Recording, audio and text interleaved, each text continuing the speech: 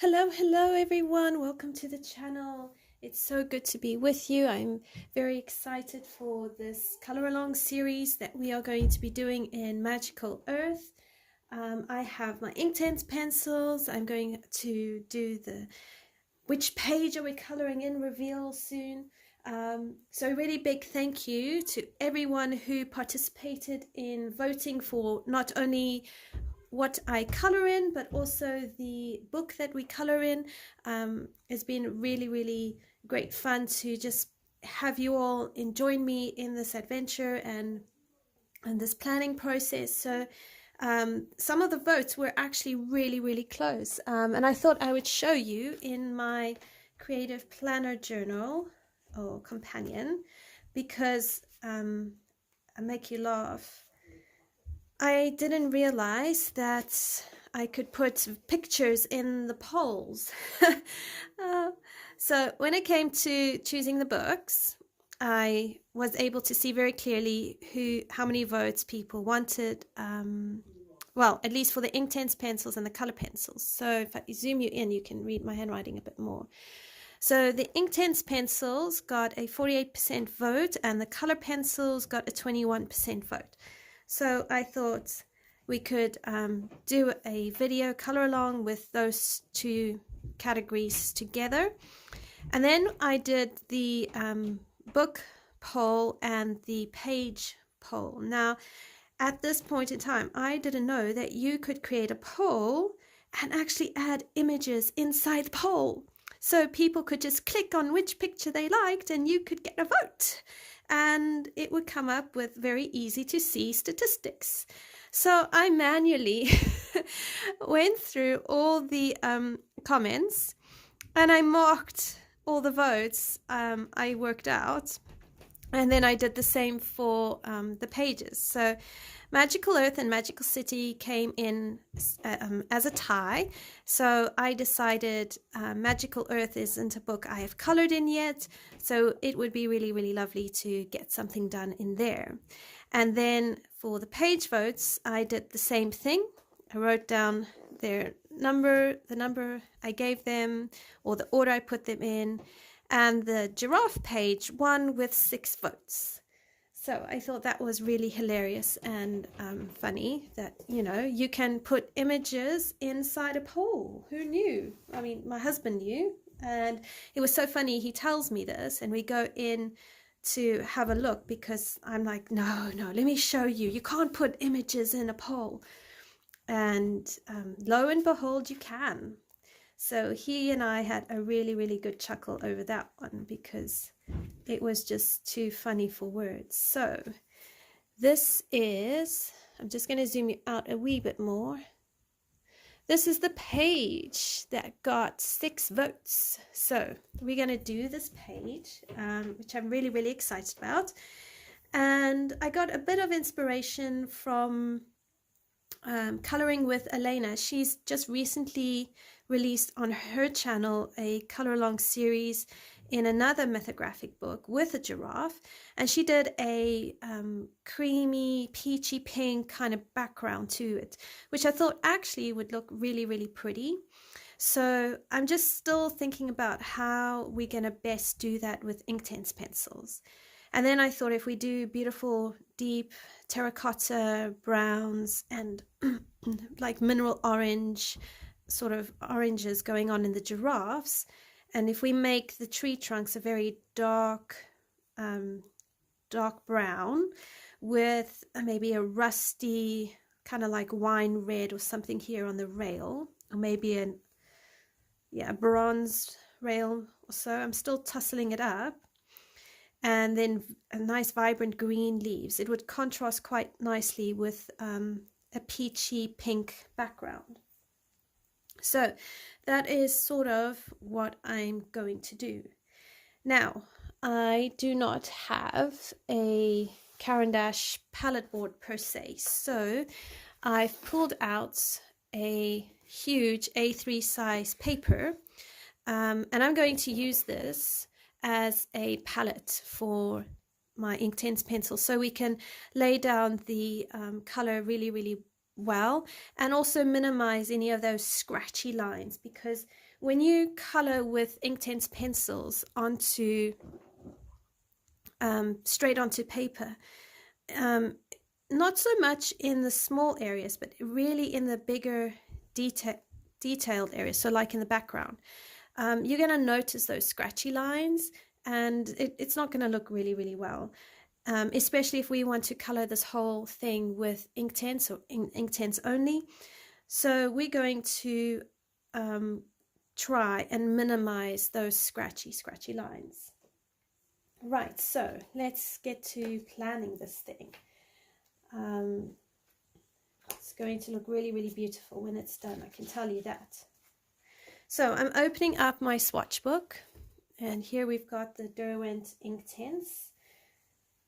And so I'm just thinking of the different colors we have going with our giraffes. So giraffes are probably going to be a Cillian yellow mixed in with maybe a tan. We're going to need some baked earth and possibly some willow and some bark. So I'm going to pull those out. So we need some tan, which is 1720. We need some saddle brown, which is 1740.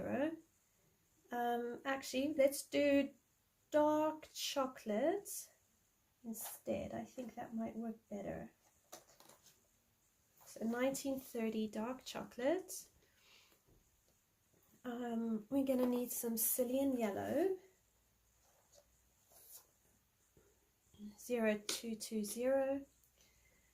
And then for the trees, I think if we do maybe a fern green with a light olive could work. I'm just having a quick look here. I'm just working out in my head. If we do a felt green instead, so I do this, I do change my minds. Felt green with maybe a beech green.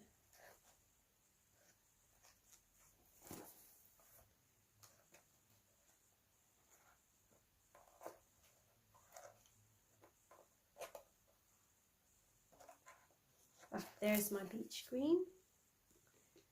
Okay, that's going to give us quite a bit. We can use the dark chocolate and possibly even oak for the tree. We'll see how it goes. Okay, I'm going to start with that and see how far we get. I'm a bit reluctant to do the background yet.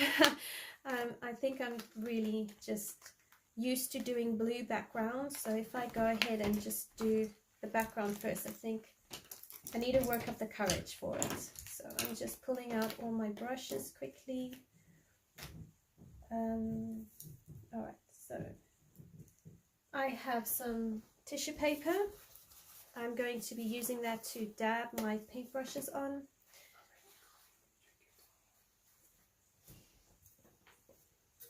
That will keep it warm. Thanks. Sorry, my husband's just offered to make me some coffee. Alright, so I've got my water, I've got my brushes, my paint, I've got my palette here. Let's move our swatch book out the way. I have my creative companion close by so I can mark down all my color combinations. And what we're going to do is we're going to, on my palette board here, which is just a thick Daleroni mixed media paper, I'm going to do this. I'm just going to lay down this color, and And then I'm going to do the same thing with my Beech Green. Now, I've watched quite a few videos by people more experienced with watercolor pencils and paint, and I've noticed them doing this, and I remember the one video actually explained that by doing this you can then pick up the pigment easily and paint it onto your paper. Now again, bearing in mind with Inktense, you don't actually need a whole lot of water. Alright, so I'm going to zoom in so you can see.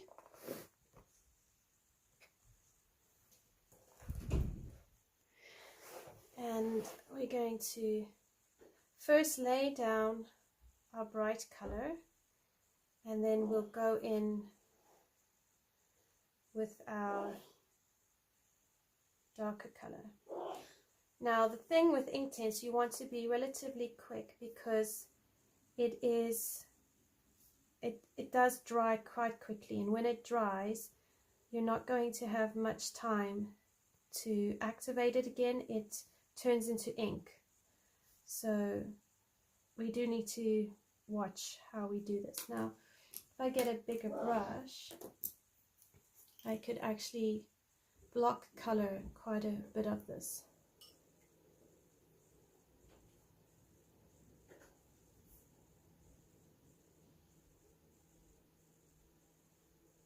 Now we can use this as a base and deepen it up as well with pencils. It's not a problem if we do that.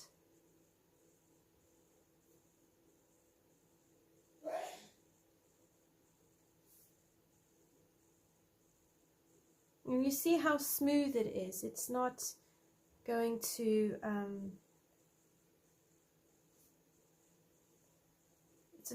leave any lines.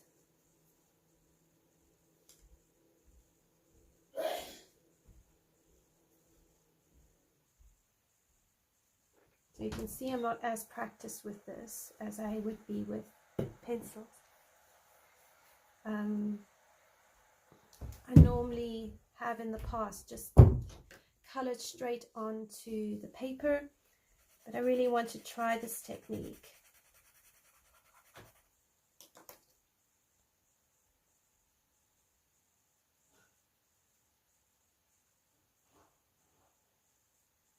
Now if you have a palette board like the Caran d'Ache palette board, you can it's not going to absorb, the paper is not going to absorb because it's a board, it's not paper, whereas I'm using paper, so this is going to absorb into the paper quite quickly. So using a Caran d'Ache board is going to be much better for you than a piece of paper, but we will make do. I want this really smooth.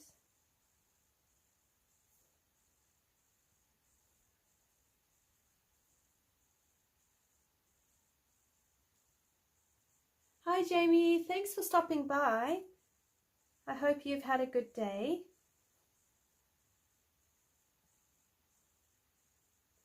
Alright, then in these small places I just want to use the tip of my paintbrush so that I don't go too far out the lines. So I have already put in my Amazon basket the Caran d'Ache palette board because I've realized that I've been coloring quite a bit with Neocolor 2s in backgrounds or as base coats, and the same with the Derwent Inktense. So I feel like it would be a good investment. So I'm hoping by our next live video next week I'll have that on hand and it will work out really, really well. I'm glad you're doing well, Jamie.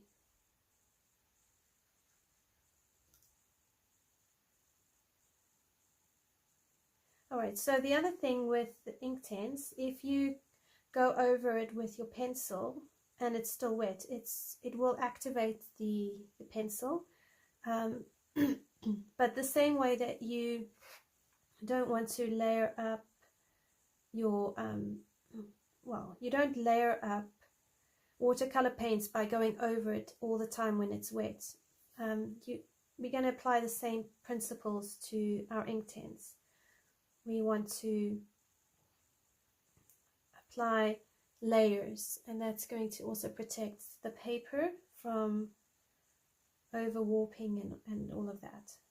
It dries relatively quickly, so no need to worry about any of, any drying time.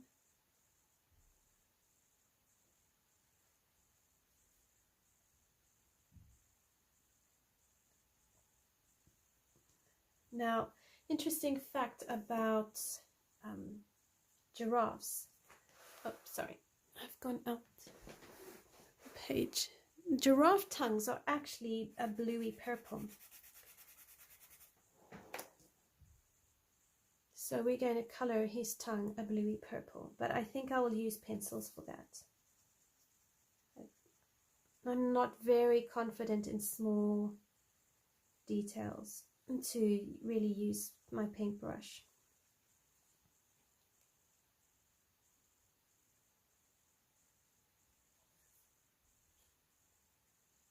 In South Africa, the area we lived in had a lion park nearby. So basically a place where lions could be looked after and studied, I suppose. I suppose in a way it's not quite a zoo, but not quite a game farm. But there were a couple of giraffes that visitors and tourists could go and feed, and you'd feed them like these pellet type food. So you'd climb up this, I suppose, kind of like raised platform. So you could be almost at face height with the giraffe, and you could put some of the pellets onto your hand, stretch it out, and these giraffes would eat out of your hand. And they would stick out their beautiful purpley bluish tongues and gently nuzzle at your hand and pick up the pellets. So a very interesting experience. But I remember seeing a giraffe's tongue for the first time, and I was amazed that it was such an odd color.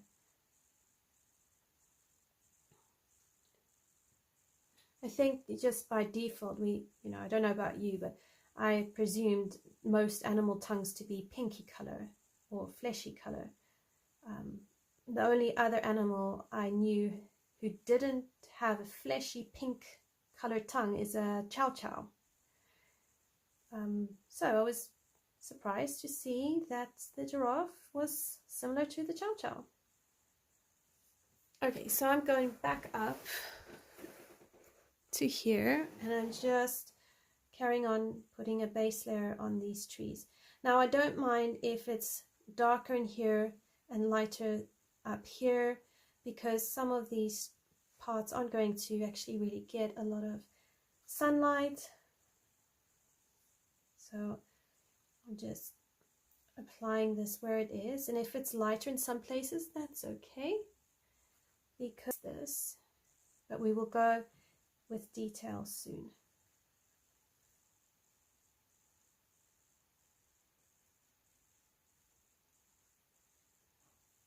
But as you can see, it's not grainy, it's just beautifully smooth. Maybe not even in quality of paint, but that's okay. Alright, so pick up a bit more.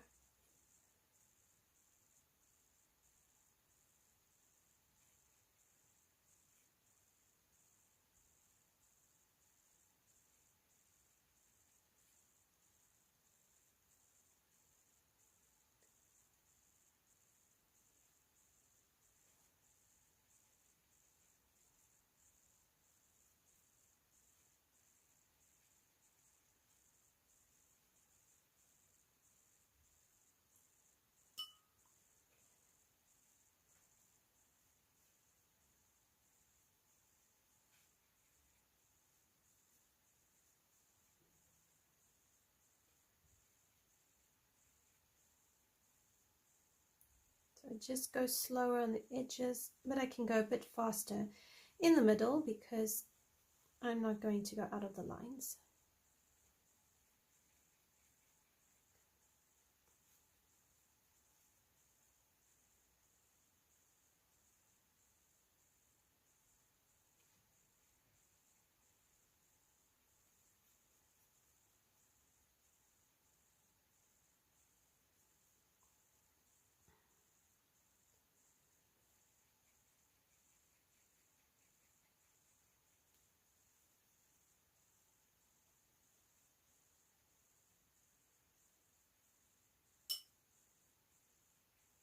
So I'm really just dipping the tip of my paintbrush into the water, and then this here is some leaves.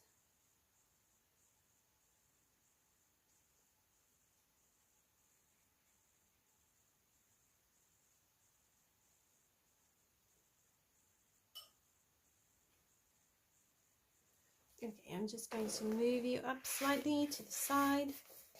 We are almost done with these leaves as far as just this first base coat, and then we're going to bring in a bit of shadow, but I'm going to do that with a smaller paintbrush. Now this section here is going to have a lot more light going on because I feel like it's closer to where the source of light would be. And even if the light is coming from the right hand side, I think it would catch up in that area.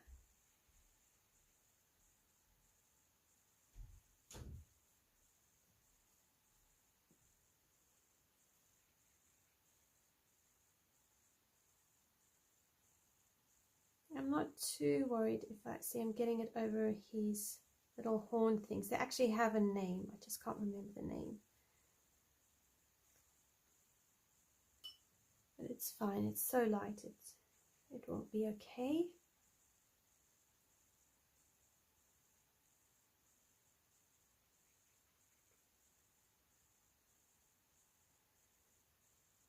So I think I might leave the background for next week. So when I've got that Caran d'Ache palette board, I feel like it will save a lot more pigment.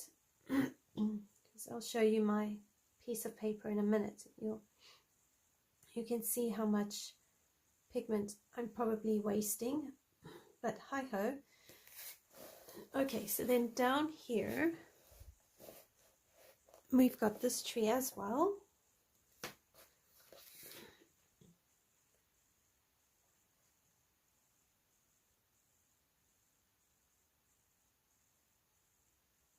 I'm actually waiting for Coloring with Elena to release the last part of her video series for her giraffe, because I really want to see how she's done her clouds. And I want to I know how to color the clouds. It's just which color scheme to go with a pinky, cream, sort of peachy background. Because my worry is that if I pick the wrong colors, the clouds are going to disappear into the background. And I really don't want them to take over the page, but I don't want them to disappear either.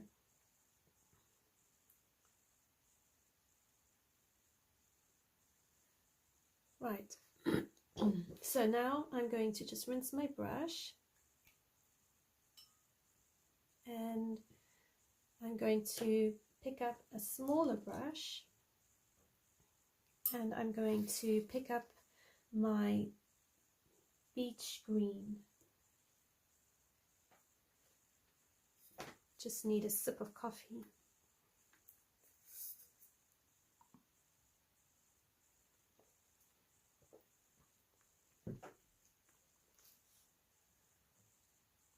Okay, so Beech Green.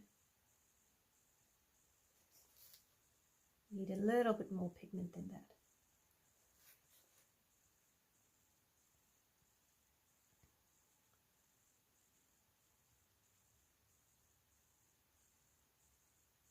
And then just bring it out. Now I don't mind if I need to layer this up a bit more.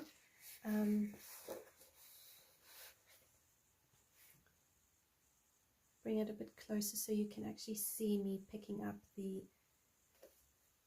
pigment.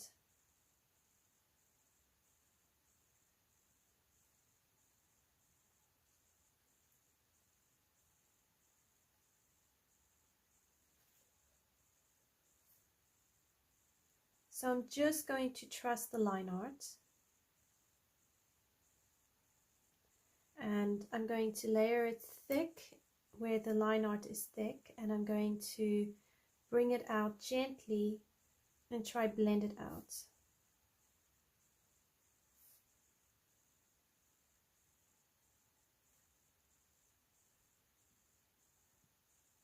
And this way I'm hoping to have a deep color, but still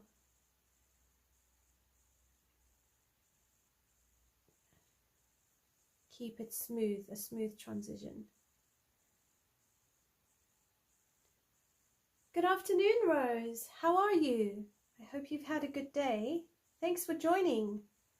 How is Canada this fine day?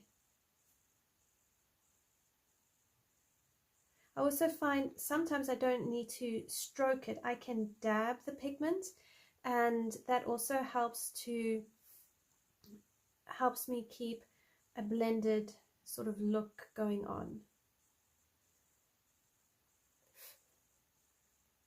All right, and I also keep my toilet tissue paper close by, or toilet paper or paper towel, whichever you have nearby. I find it doesn't really matter. You just want something to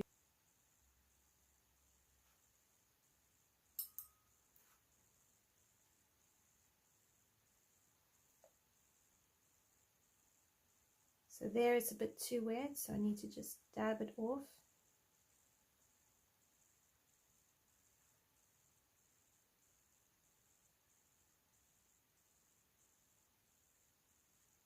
If it's too much on my brush, I just dab it off on the tissue paper, dab, dab, dab, and try blend it out.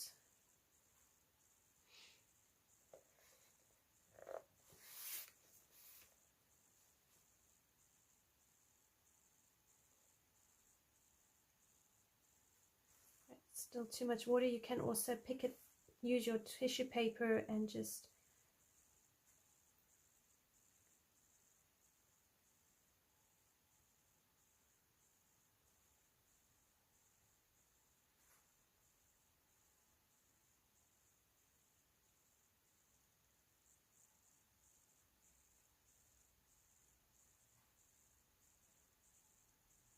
need a little bit in here just to shape this up.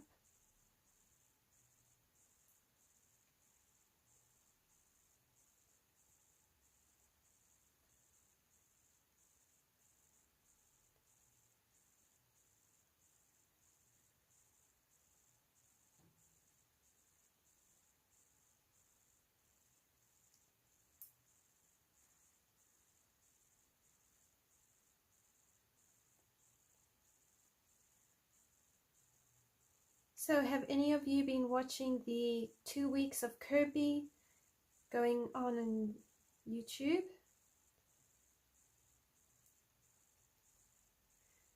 Okay, so now I'm going to move you to the other side and just carry on with these leaves. So there we go. Okay, palette a bit closer, and now with these trees, you don't need to worry about making every individual leaf stand out. We're still going to layer this up and deepen it. Right underneath here, you want it to be quite dark.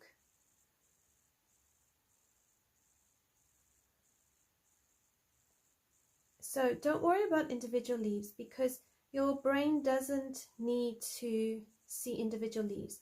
If you have the right variety of brush strokes or marks on your paper, your brain is going to actually just fill in all the rest. That is why, you know, even if you were to ask a real artist who does realism, they don't go in and do every single hair on a portrait or on fur, because it's not necessary. They need enough individual strands to get your brain to see the hair, and they need base layers and all of that, and multiple layers. And on those multiple layers, you don't need necessarily loads of individual strands. So the same thing with trees. You don't need to do every single individual leaf. You just need to point out a couple of actual leaves. You need to have your color where it's supposed to be, your shadows, your highlights, and your brain is so amazing that it actually fills in all the information that you need.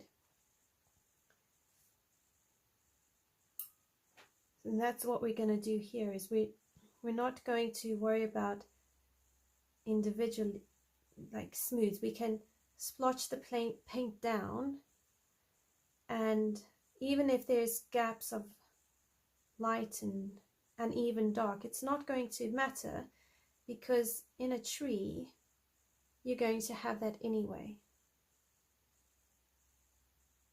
So we're just wanting to put enough detail and the right sort of reflections for our brains to fill it in.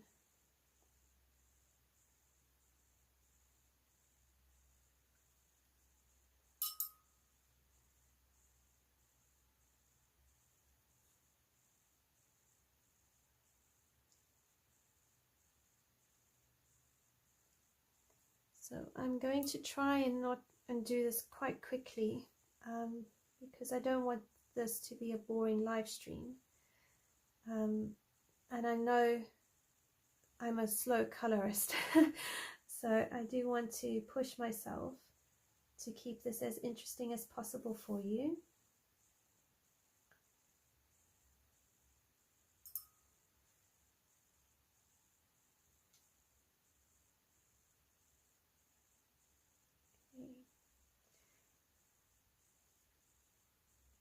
I can already see that we're going to need some darker greens, so we're going to have to get out a darker green for certain areas, and then we'll go over that once it's dry with more greens.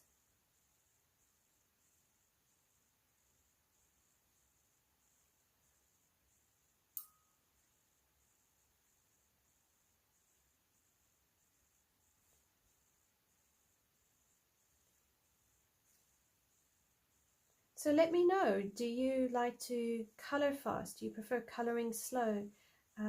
What do you do to color faster? How do you enjoy your coloring process? What is your coloring process?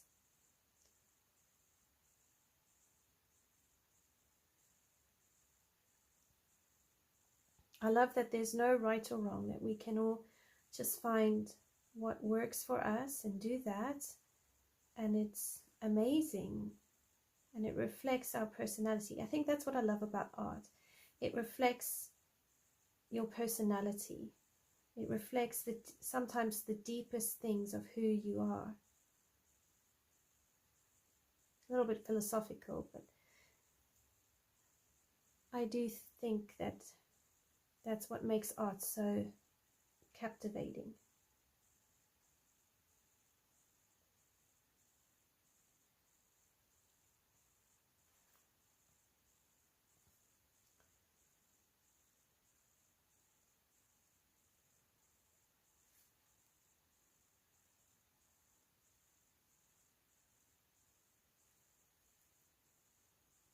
And the other thing is, if you're not sure if you've put down enough layers or if you've put down enough definition, you can let it dry, put the book up somewhere a bit further away, and then what you can do is just look at it from a distance, and you'll see it's like a totally different view to what you see when you look at it close up. And that's sometimes a good thing, is like just take a step back and look at it from a different angle and see, how does it look? What do you feel it's missing? What do you want to add?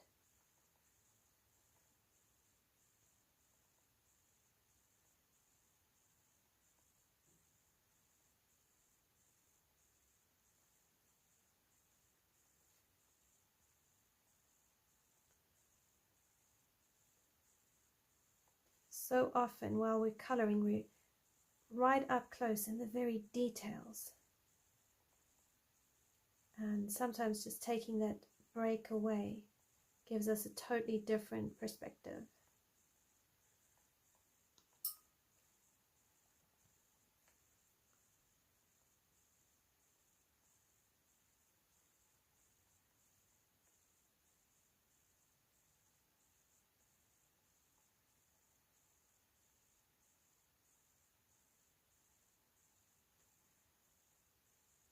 Hi Leslie, how are you? It's great to have you. How are you feeling today?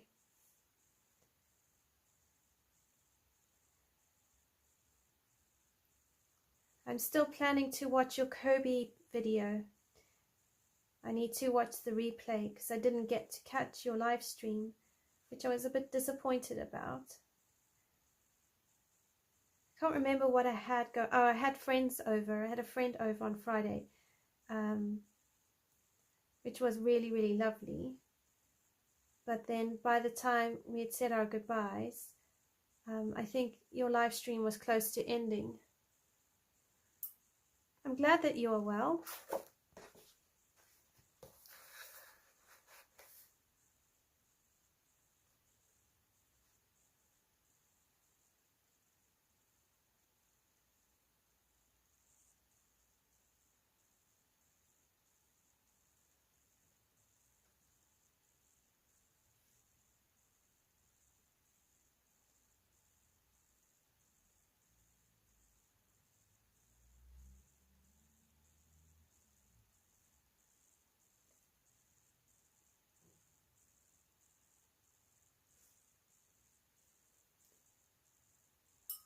Right, so we're getting there. Slowly but surely we're getting there with all of these leaves.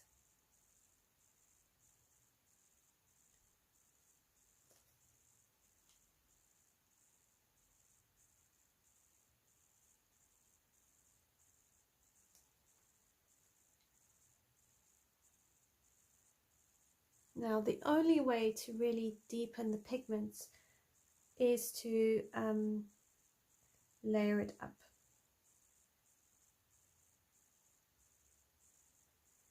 So this is not going to be necessarily a very quick video. I'm sorry.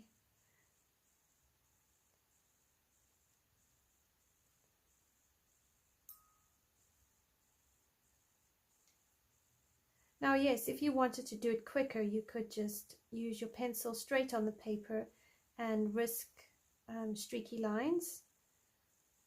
There are ways that you can blend it out, but it depends on how the pencil has laid on the paper and how fussy you are with streak. I suppose with this sort of thing, it might not be a problem. It also just depends on you.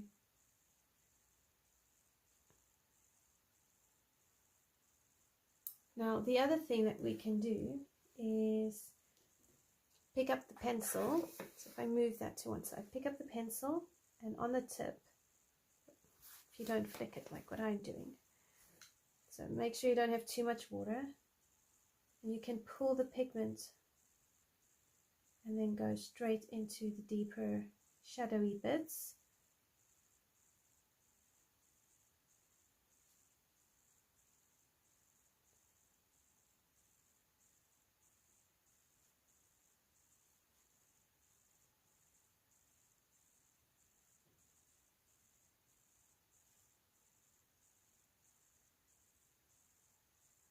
So that's another way of doing these very small details. And then as you lose pigment on your brush, you can go in to some of those other areas and just try blend it out a little.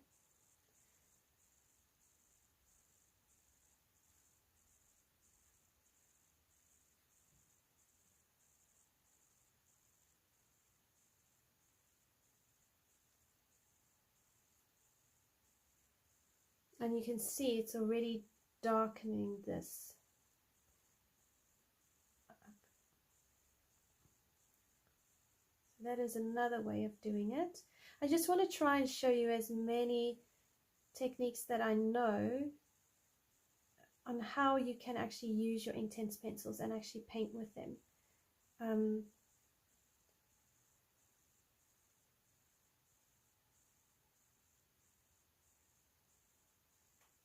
Then if you rinse your brush, you can just, while it's still wet, just try and blend it out. The more you use your paintbrush on the pencil, the more pigment you're going to pick up.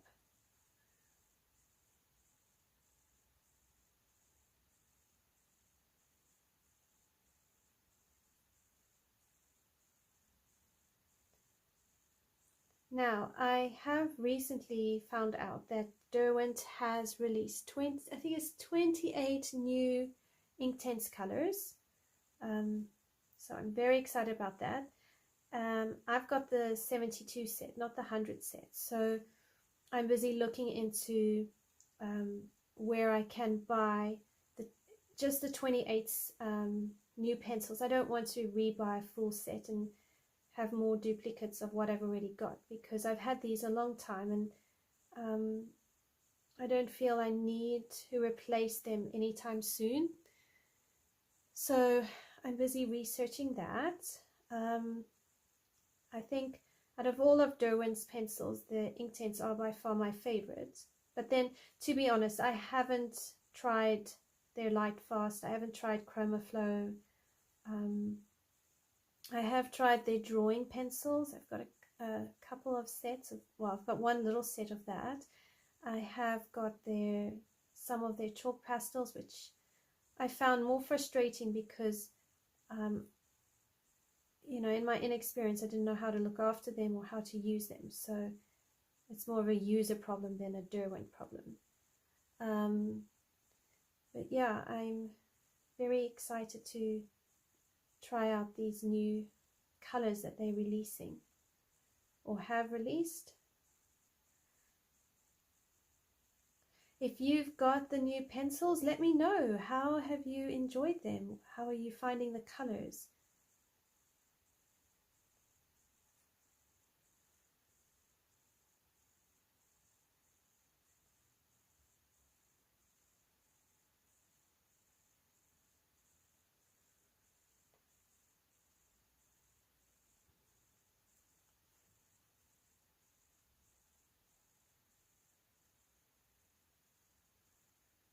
Alright, so here I'm going quite dark because I feel like this is actually more in shadow.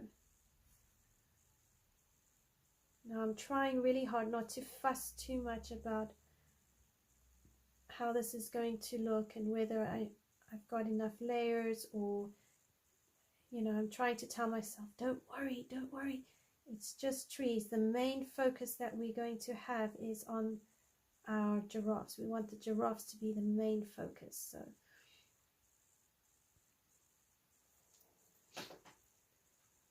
and as it dries, you'll see it actually does lighten, so hence why we're going to need layers.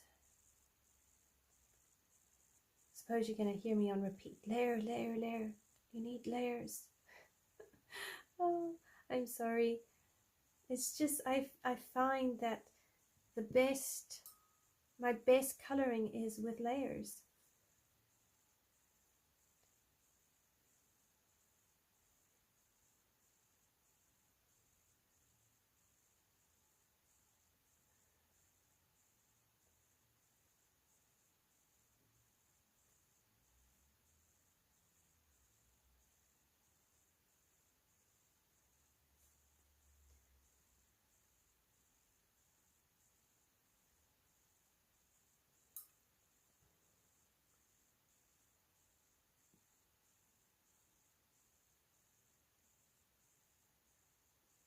Alright, I think in the background here is actual trees, so we're going to make that dark.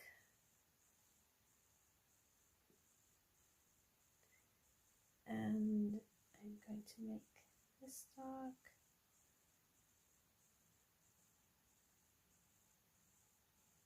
I'm just going to do a little bit of loose interpretation there, and it will be what it will be.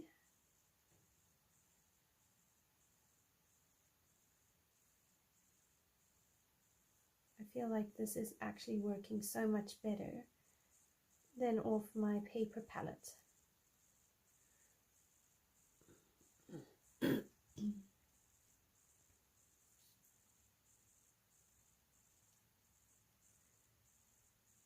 So I went and took a friend's dog for a walk yesterday, and we happened to walk past a farm with lambs.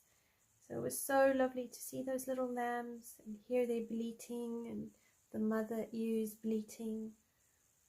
I so loved the fact that it's spring, and it was sunny yesterday, so even got to feel that spring feeling. And then today we went to a farm where we could help bottle feed the lambs. So that was a fun experience.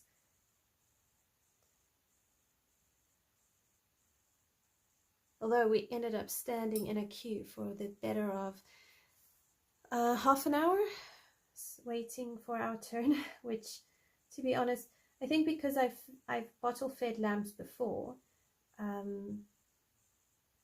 you know, I was like, oh, I don't know if this is worth it. But for my 8-year-old, I think it was worth it for him, so he could have the experience and enjoy it. I mean, he's at that age where it's fun. So that was fun.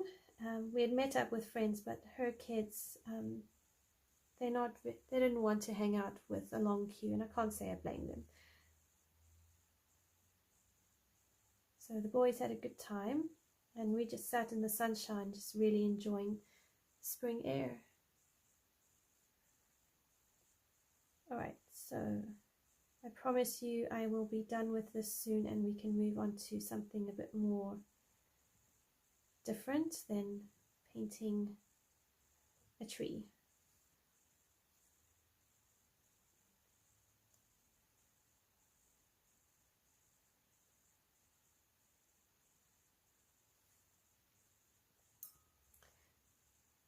So I've been trying to watch other people's live streams and get an idea of, you know, what interests people and what kind of live streams do people enjoy. And I happened upon this one particular live stream. They were talking about different supplies, and not coloring necessarily with the same I suppose medium. And that got me thinking, oh, maybe doing something, mixing it up would actually be interesting for me, for you. So I thought, actually, if we try a few things. At one stage on the poll, oil pastels, I'm like, oh my gosh, please, no, I don't want to have to do a whole page in oil pastels.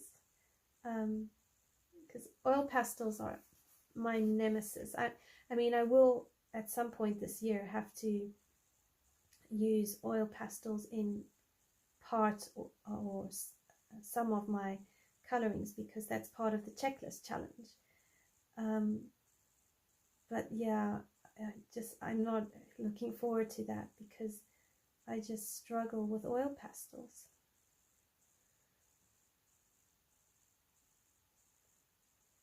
I think it's just because I don't actually know how to use them properly. Hi Cully, how are you? It's great to have you. Welcome. I am pretty okay. Thank you.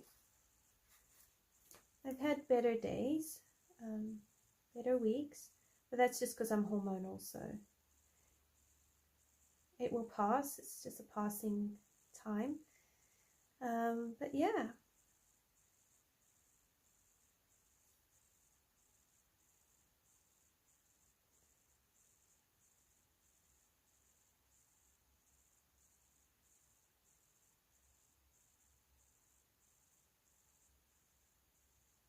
The other thing of doing light layers, oh, I hear you.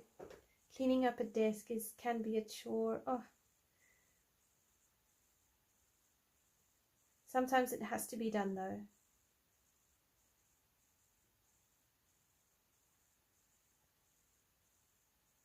I find it takes such a long time to clean up a desk though, doesn't it? It takes as much time to clean up a desk as it does to plan a new coloring project.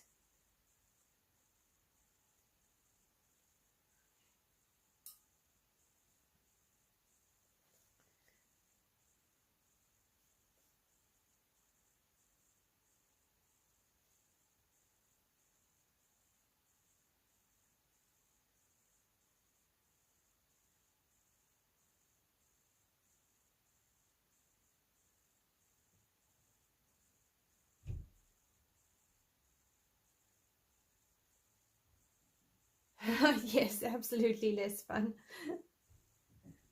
I was a bit late today with the live because I needed to clean up the table so I had enough space, and then I also had to get everything, and I felt so disorganized because my laptop cable was in the lounge.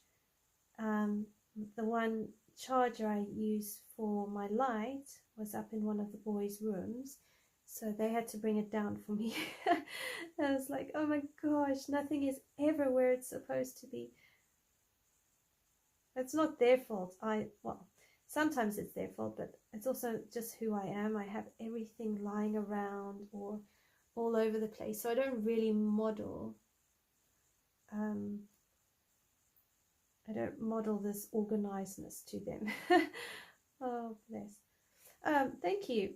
This is a transcend, so it's a size 1, and it came in a collection of brushes. So I just bought a set of water brushes. But yes, I do like the size as well. It is a nice size. And what I like is the bristles stick together, so you don't have like stray bristles all over the place, because that I find very irritating and off-putting with painting.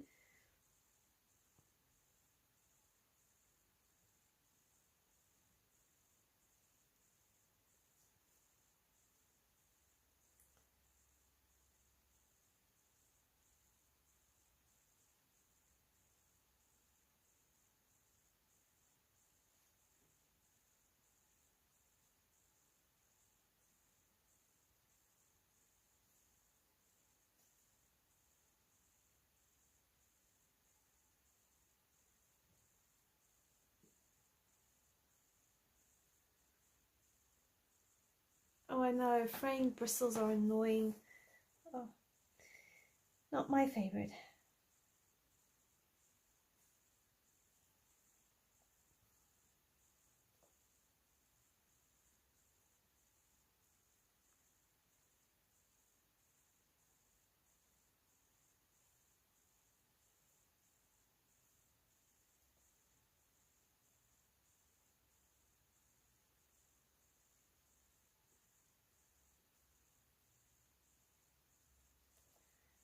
Alright, we are almost done with this, and then I will do a bit on the giraffes for you.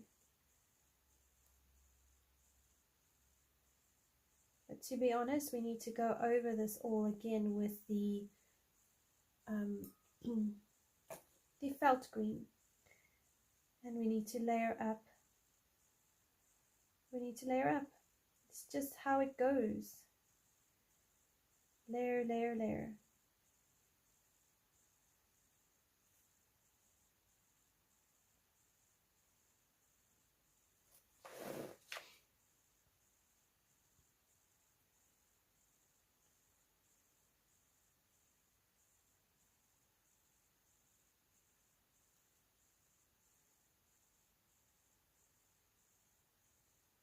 No, this is my first coloring in this book. I just decided that it was time to try. But I'm always anxious when it comes to coloring in new books, because especially such beautifully illustrated books, I really don't want to mess them up. So I find coloring that first page always it's actually difficult.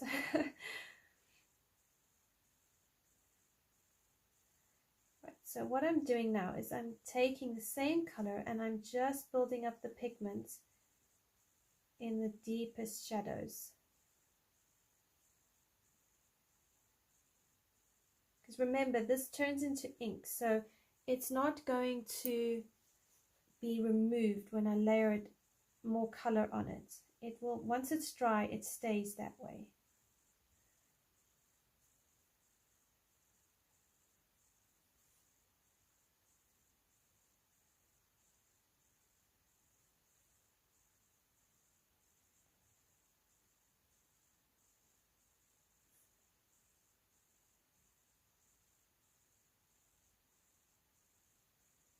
But I am hoping when I go over this with the felt green, it will also just smoothen the color a little bit.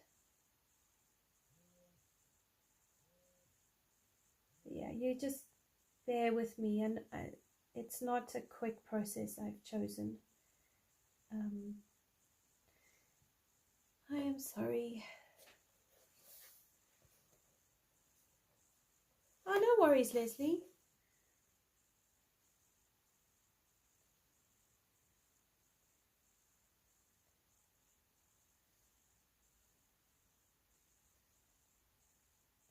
I'm actually really glad it's Autism Awareness Month this month. We know quite a few people who have autism or are autistic, but I just find they're just such beautiful people and such a incredible, diversity in gifts and character and personality. I love the way they see things. They just see the world so differently, and I feel like it's just really beautiful.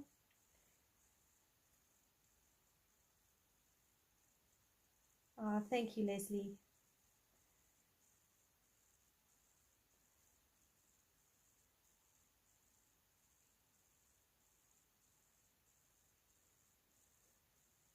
Right, so we're getting there, I'm actually going to bring this out a little bit more so you can see a bit more of what I'm doing. Maybe that's a bit better.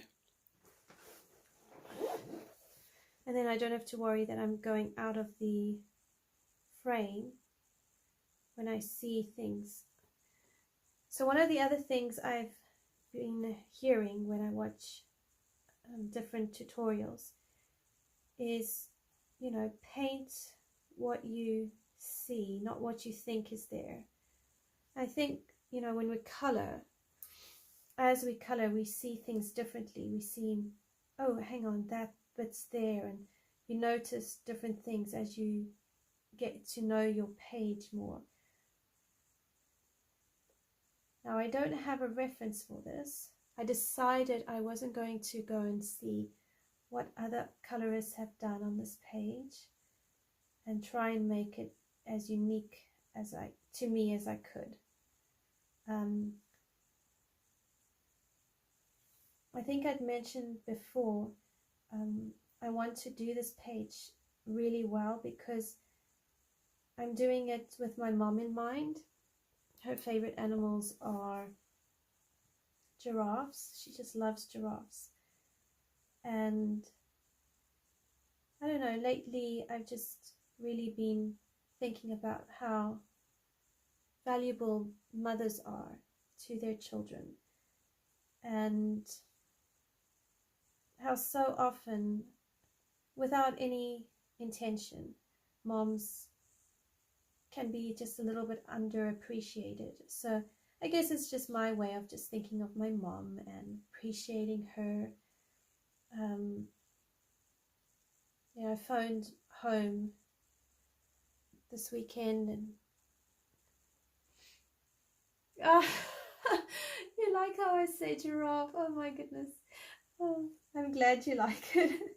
I've had somebody tell me they like how I say as well. Apparently the accent kicks out.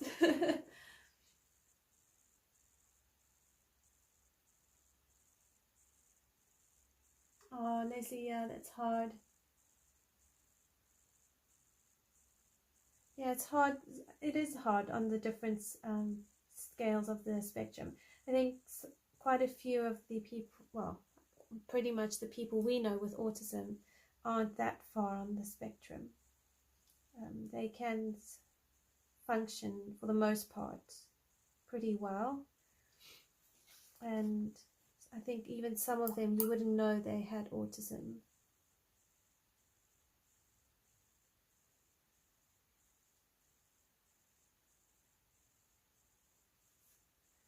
The other thing you can do is put water, which I didn't do and I should have, is just do a wet on wet with your Inktense. You can do that as well, and it helps with the blending.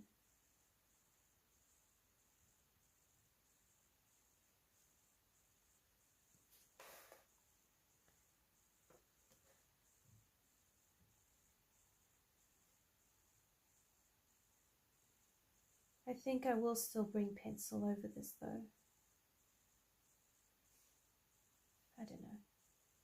Maybe bring pencil.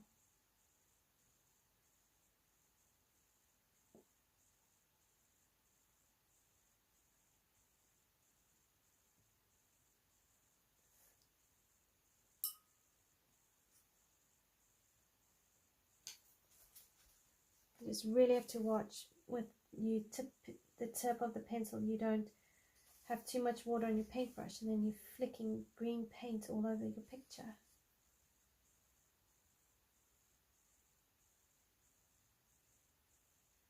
So I think what I'm going to do is most likely smoothen this out a bit with pencil, but we'll see how we go.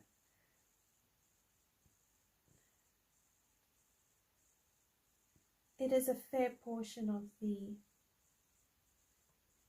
the tree. Okay, so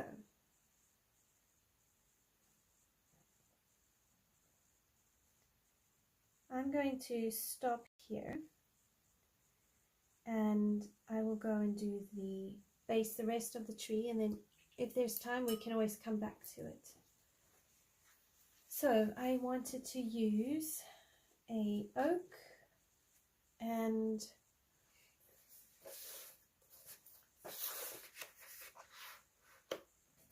the dark chocolate,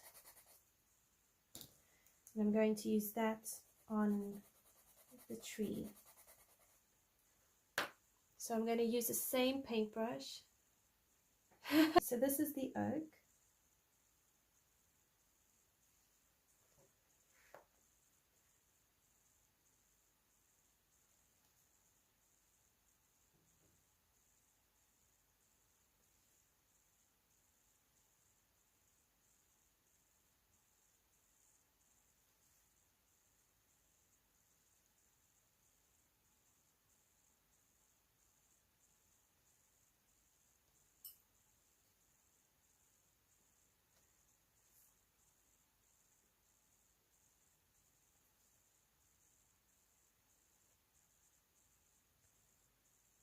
I like the oak. It's a really lovely color. It's a lovely light color without it being too light.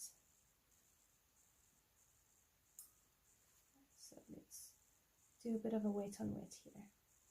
So just wet it with water.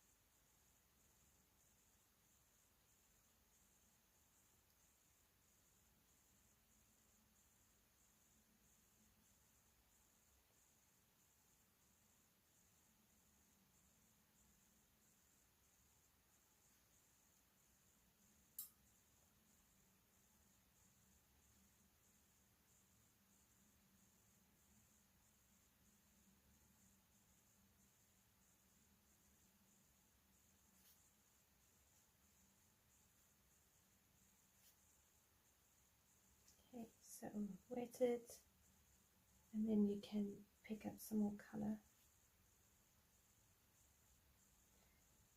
I do find this paper is actually absorbing the water quite a lot, so I'm not sure that a wet on wet is actually going to work, because as soon as I've applied it, it's soaking through. So I think you also need to interpret your paper and just see, you know, how does your paper react.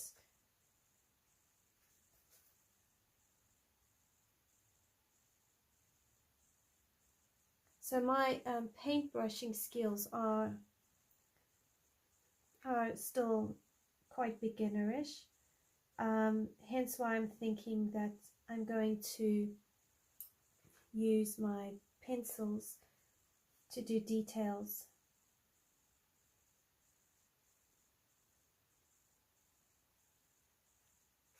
I don't have the experience for very fine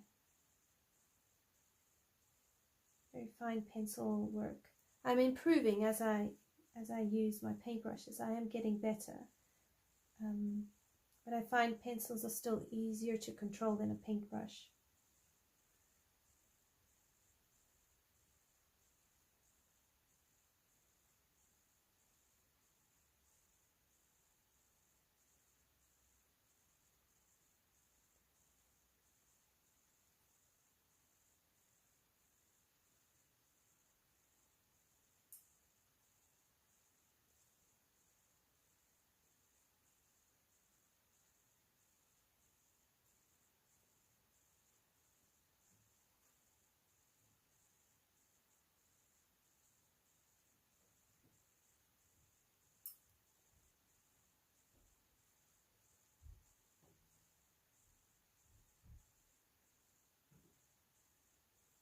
I really love watching on Instagram watercolor artists, you know, their reels or little videos or shorts.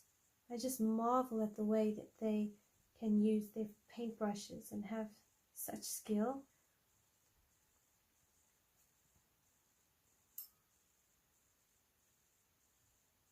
Oh, that's handy, Cully. Very handy.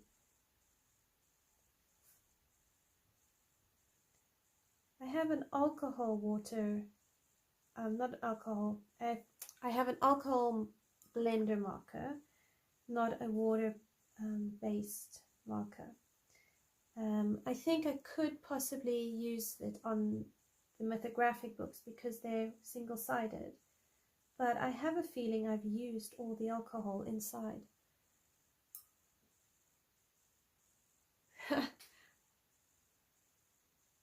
You seem to be very good with markers though, Cully. It seems to be your comfort area. From what I understand, I stand to correction. I find watercolors and I'm a little bit more comfortable with than markers. Like I wouldn't be happy with markers on a picture like this. I'd probably freak out.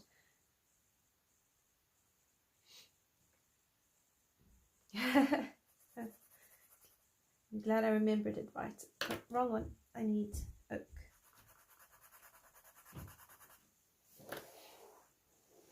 All right, we're getting there. We're getting there.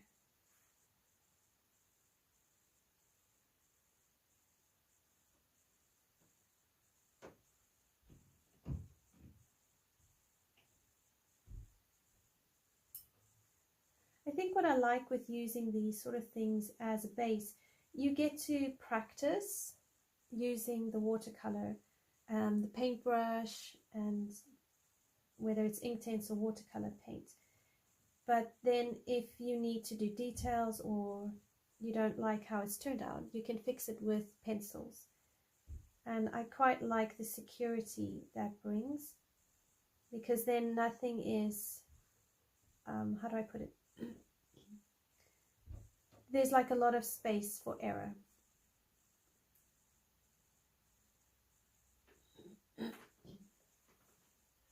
Oh gosh, oil pastels. Don't get me started on oil pastels. They're my nemesis.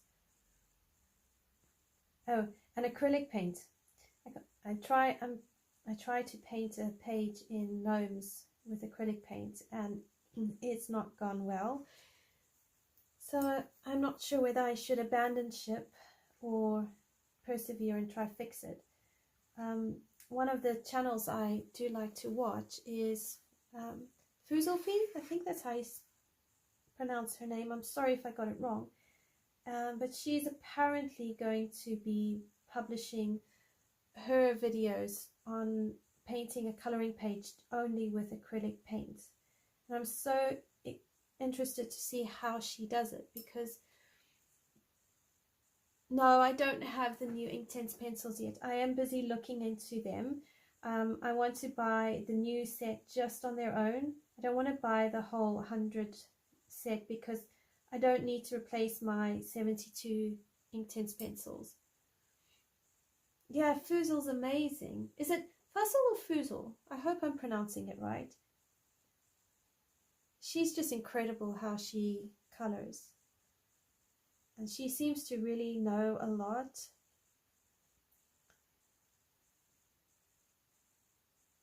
Yeah, I think I saw something like that as well, Kali. I just need to see. I think they ship to the UK, so I need to look into them a bit more.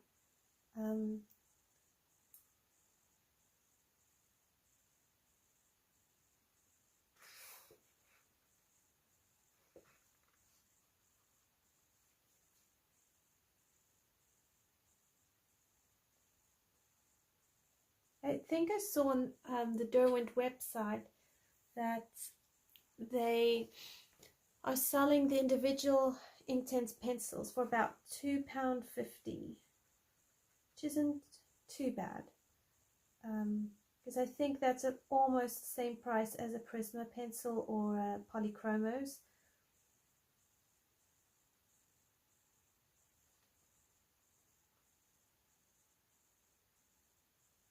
Oh no, $20 for shipping, Leslie. That's awful.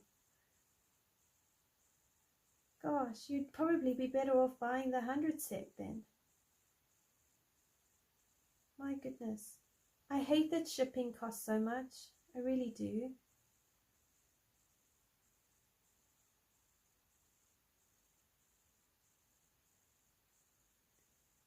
Oh, a pencil roll case. That's handy. Because even if you don't use the pencil case for those particular pencils, you could easily use them for another set of pencils.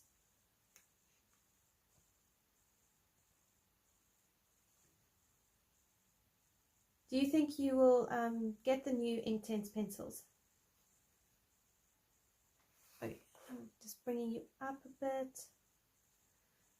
If I can get this base of the tree done,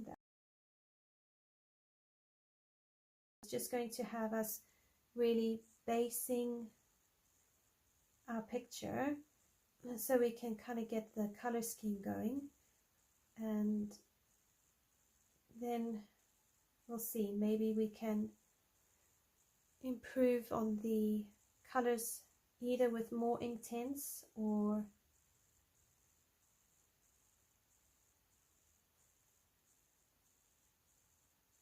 maybe pencils. I don't know. We'll see how it goes. If you guys would prefer to see the whole page done in just Inktense, let me know. I'm not against or opposed to that. I don't mind.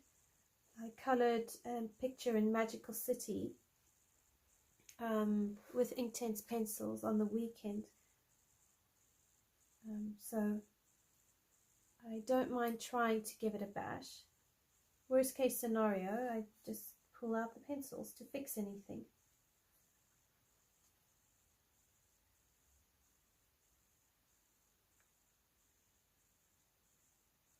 Oh, I hope they do come at the good price. Yeah, I hope they come out on Amazon. They should though, I don't see why not.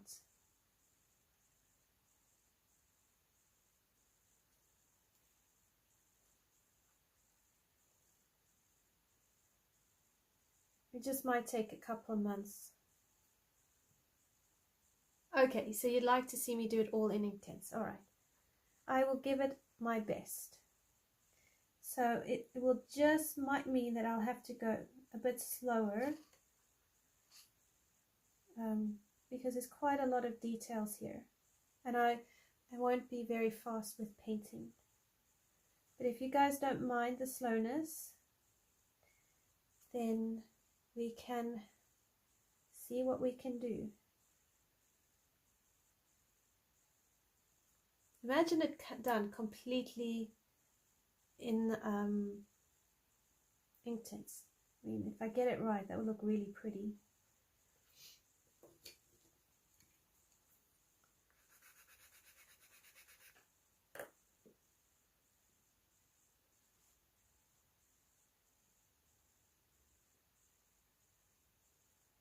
I think I won't worry, excuse me, too much about light source. I think I'm just going to go with Joseph Catimbang's art lines.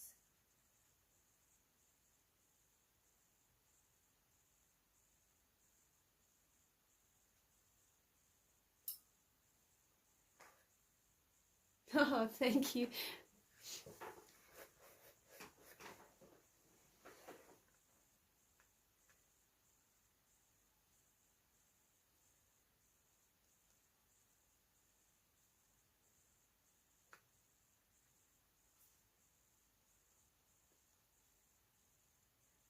Alright, so this section here could probably use a slightly bigger brush for this. So if I use number 3, should probably be fine.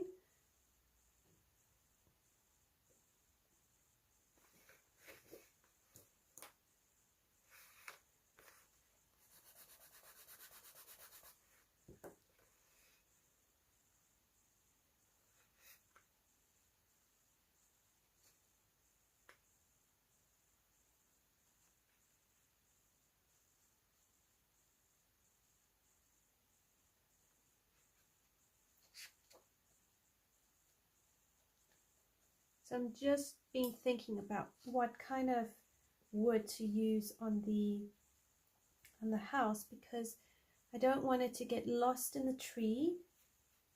I do want it to stand out. I feel like the giraffes and the girl on the tree in the tree house are the main focal points, so I do want to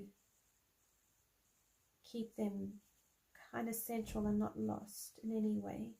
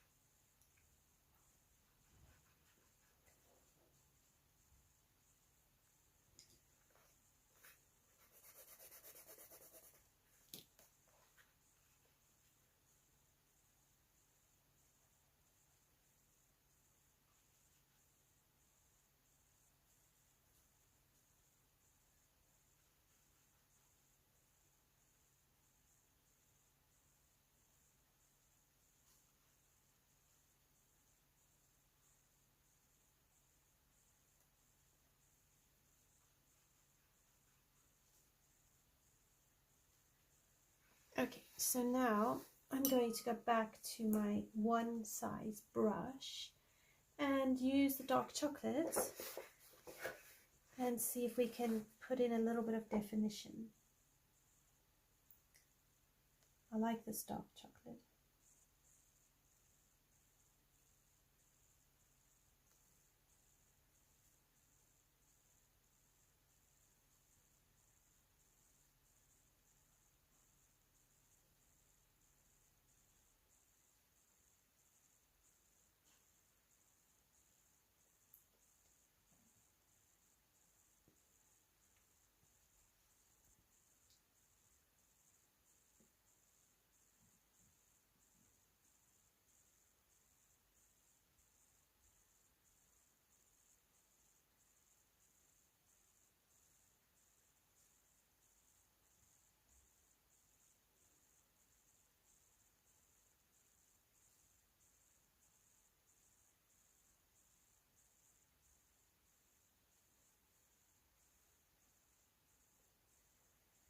Okay, sorry, I'm going quiet because I'm actually concentrating.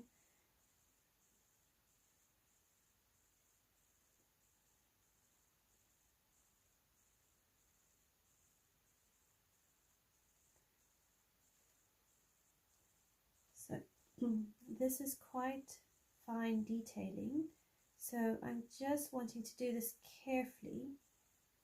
One, so that I can try blend this out, and two, so that I keep these lines kind of pure.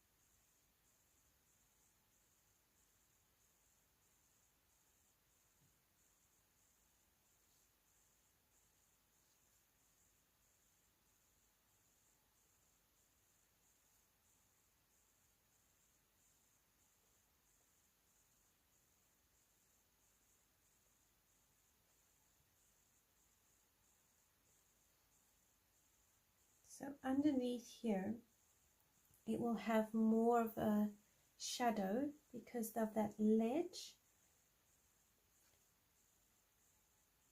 So I'm just bearing that in mind as I'm putting in these slightly darker tones.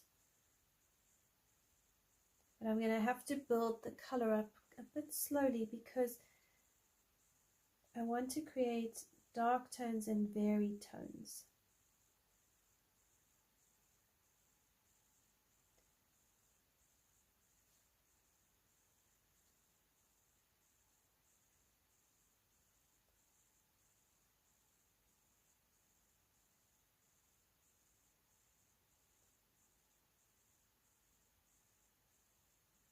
So initially what's going to happen is these are going to be relatively light.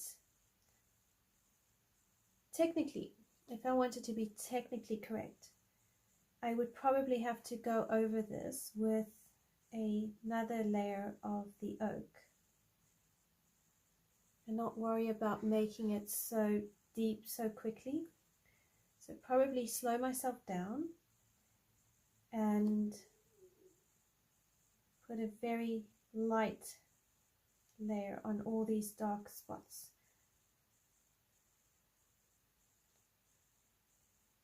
And then you leave your darkest layer for right at the end.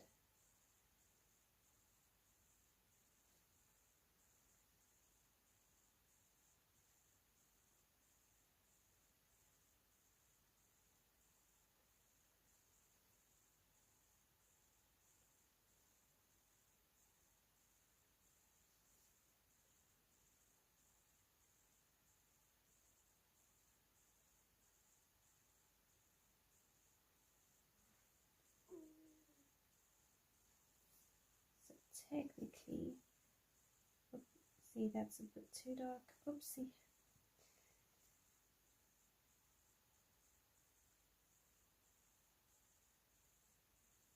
Just bring that down.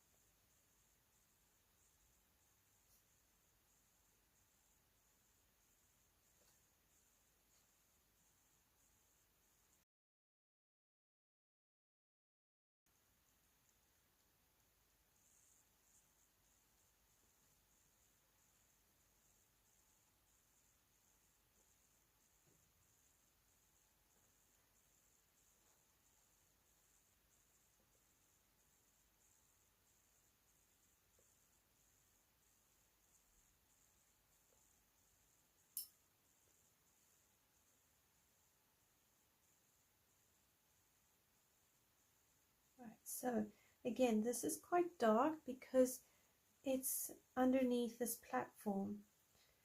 So I'm trying to keep it dark, but also trying to blend this out as well.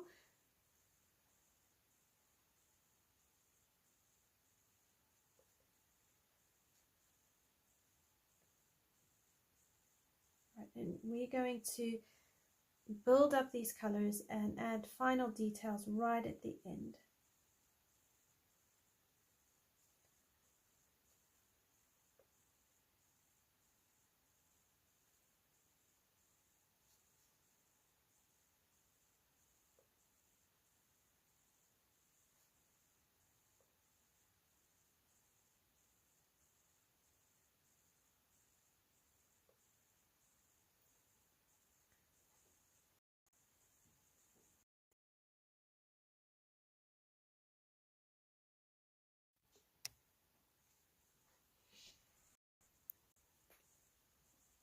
Yes, exactly. It is a shadowed area.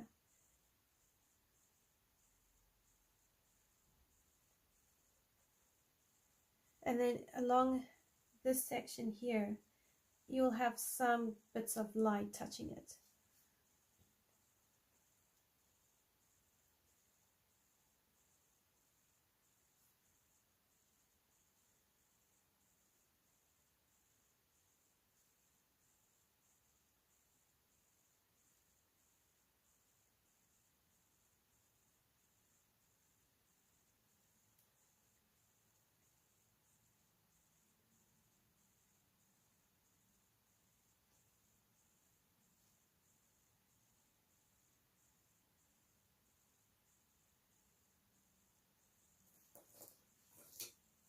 And if we end up with a very black tree, we will end up with a very black tree. We will work with it until we get it exactly how we want it. And I think that is going to be just part of the fun and the experiment. Sometimes it's about, I suppose, making mistakes and then learning from it. So that's what I'm going to do.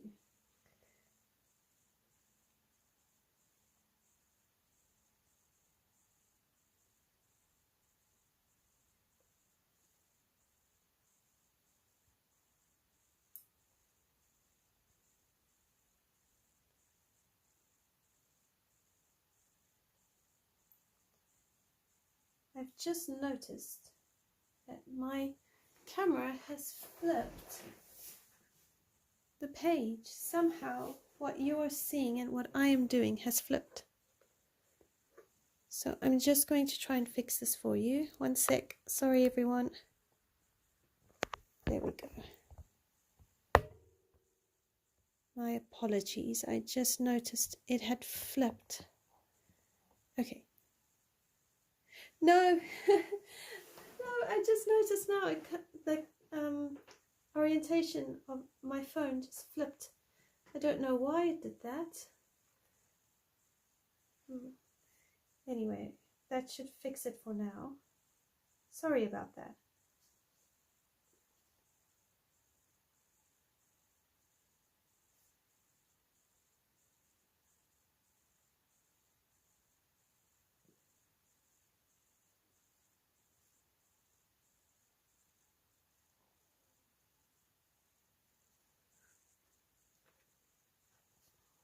Okay, let's do the same up here on this part of the tree, because if we apply the same principles throughout the tree, it will keep us from losing track of where we are and what we're doing.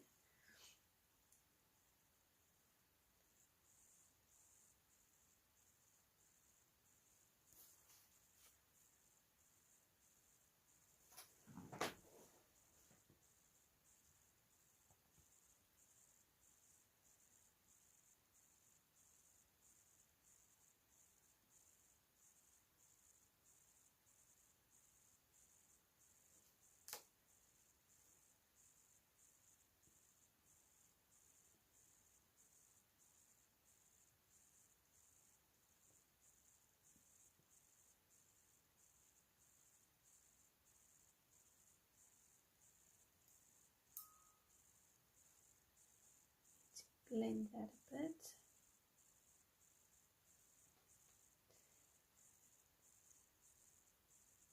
Oh no, I'm sorry, your YouTube keeps stalling.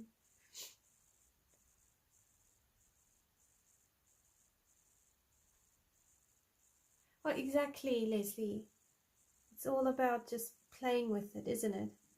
And I agree with Cully. Your colouring is beautiful.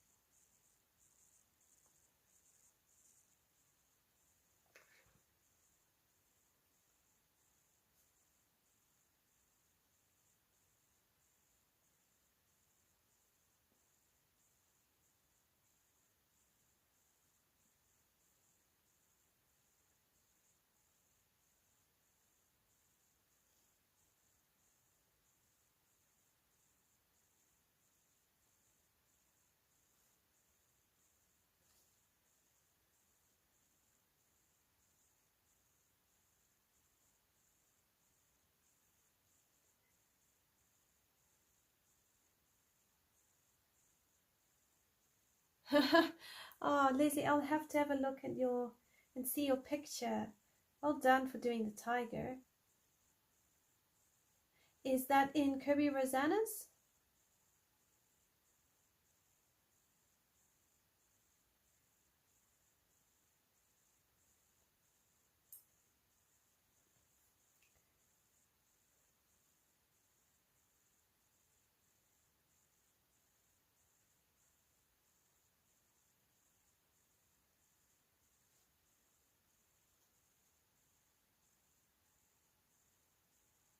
Yeah, I find foliage is one of the quicker ones to lose interest in.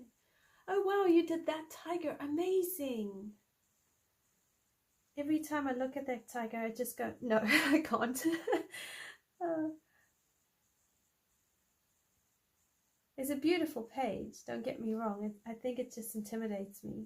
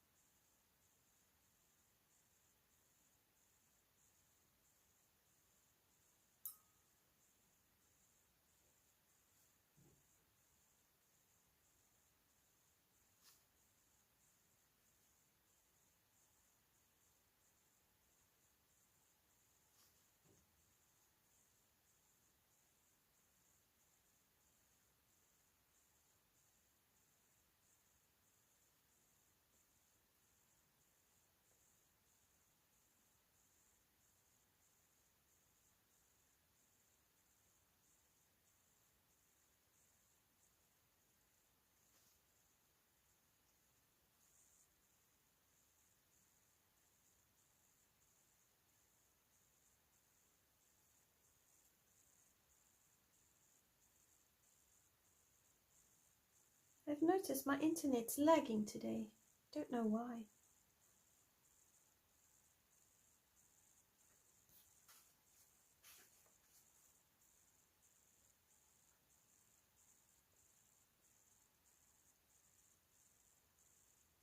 Oh, well done, Leslie. Well done.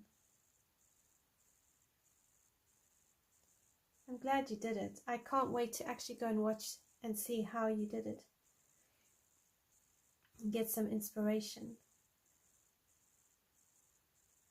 So, my one son's homeschool group he studies with, I suppose it's like in a form of an American co-op. Anyway, they all around the 10-year age gap. They decided on Wednesday that they wanted me to teach them how to color a page the way I do it. So they also chose Inktense pencils, and the one girl chose the tiger page. So I'm very excited to see how they end up coloring it. So I end up having about, I don't know if it's 6 or 7 of them all around my table, and I copied the pictures from Fragile World onto relatively thick cardstock for them, and I said, okay, look, it's not going to be the full picture because I don't have the same size paper, but this is the best I can give you, and had all the pencils out, helped them listen to what kind of colors they wanted, and let them have a look at the swatch book and choose their pencils, and it was really cute. So yeah, she was very brave. She chose the tiger page, this one girl.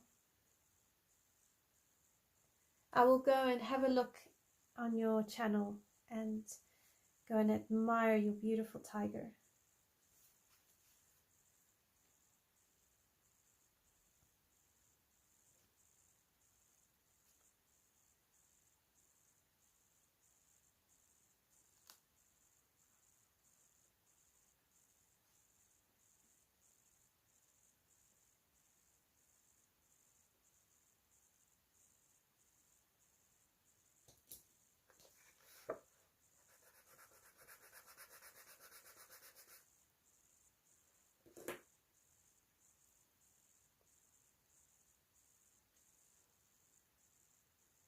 So just alternating between picking up some water and just trying to blend it out.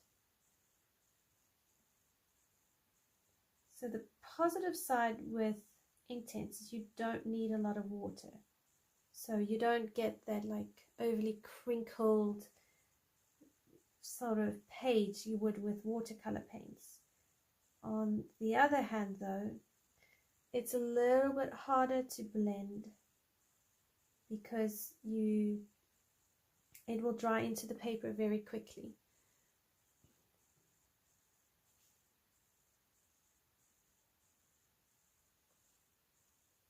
So I'm kind of going with light layers. Slow going is probably going to work better to paint this entire page with Inktense.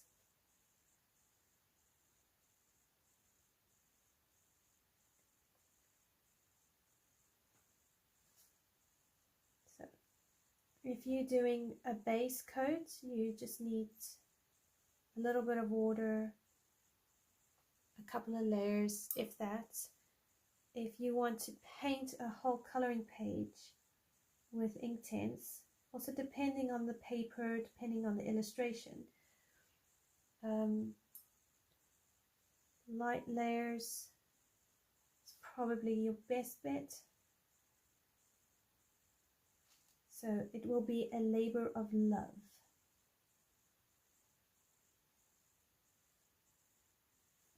Which, to be honest, considering that I'm doing this with my mom in mind,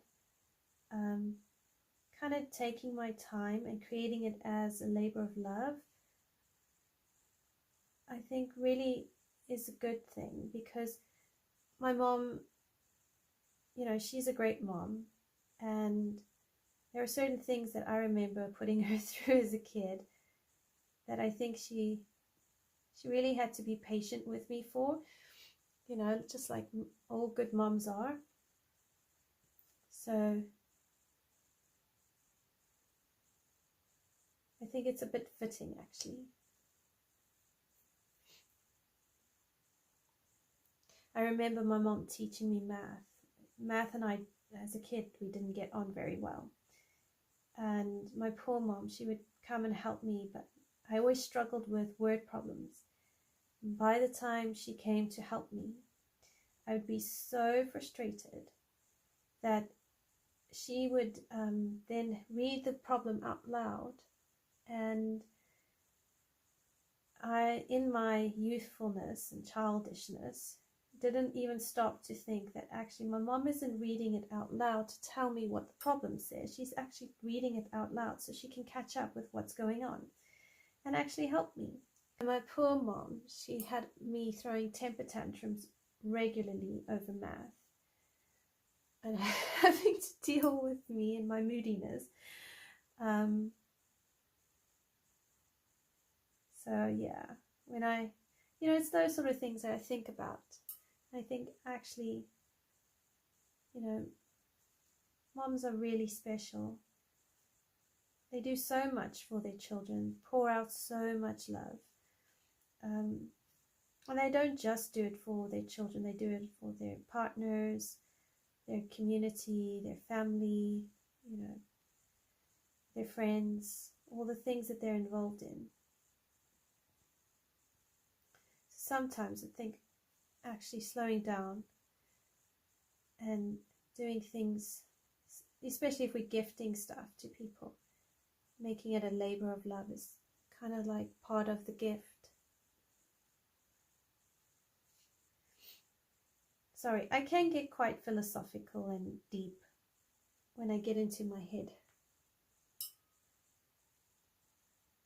I know, her new book is going to be in Africa. I am so excited. Oh my gosh, I just about squealed. I was so excited. I was like, I can't wait to see her interpretation and how she travels through the different countries, because there's such diversity in Africa. I really am so excited. Leslie. Yeah, some days I want to get out of my head.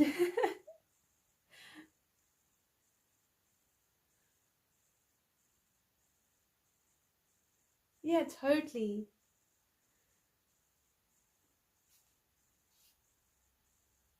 I really can't wait. I mean, out of all her books, I think her travel books have been by far my favorite.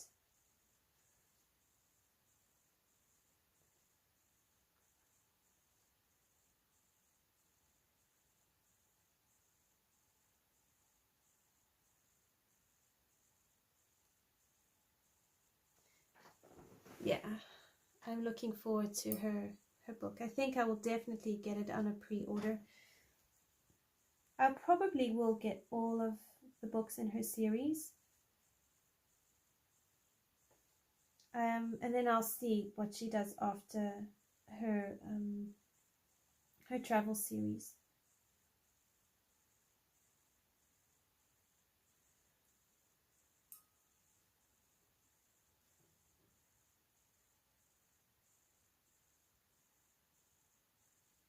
I really should color more in her books. I really haven't been giving them enough attention this year.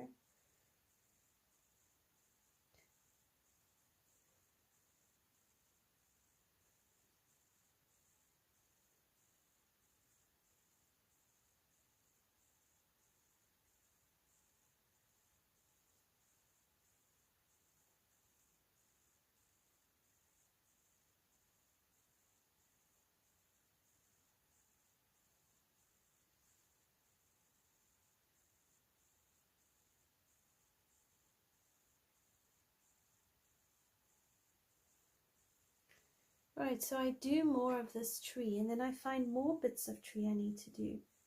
It's like the never-ending tree.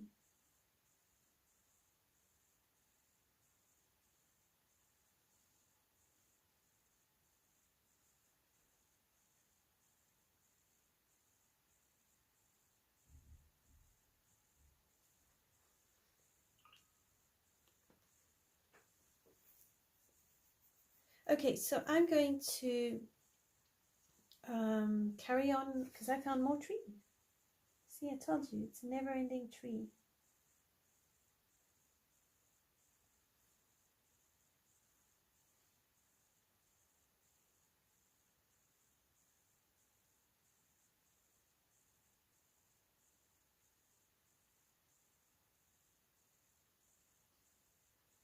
So I just realized this whole section here I haven't been doing.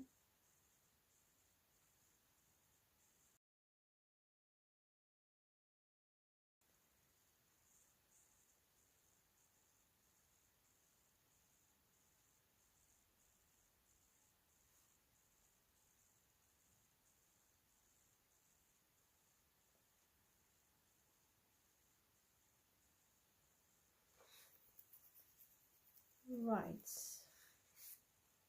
So this has gone really faded now.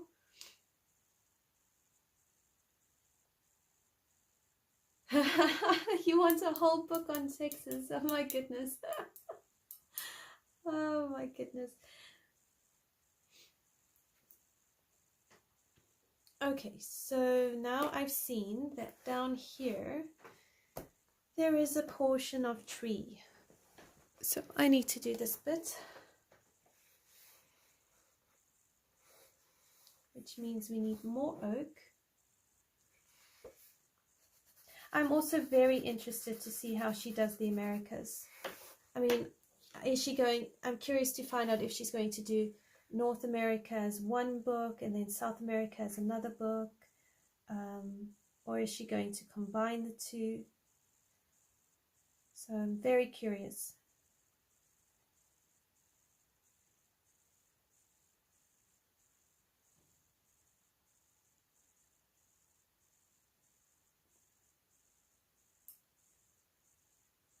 The staircases, that's a very good question. I was thinking of either like a wrought iron or maybe like a red wine metal type thing,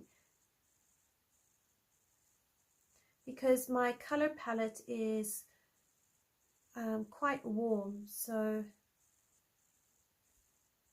if I do like a pinky yellowy sunset or sunrise type background, and then you've got the browns and the oranges in the giraffe, I can even add touches of red into the giraffe.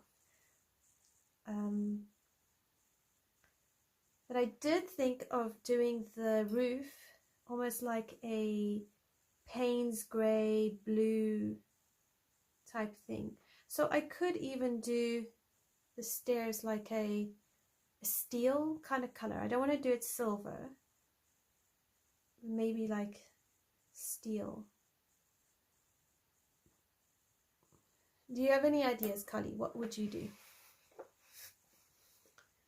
They do need to stand out from the rest of the tree, so I'll probably do the stairs last.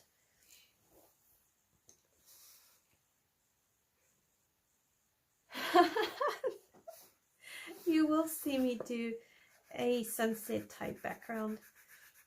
I'm waiting for Coloring with Alina to release how she did her giraffe page, because she did it with pink and peach and light yellows, but I want to see what color she used for the clouds, so at least that way I can balance the background with a pretty good, you know, relatively complementary clouds.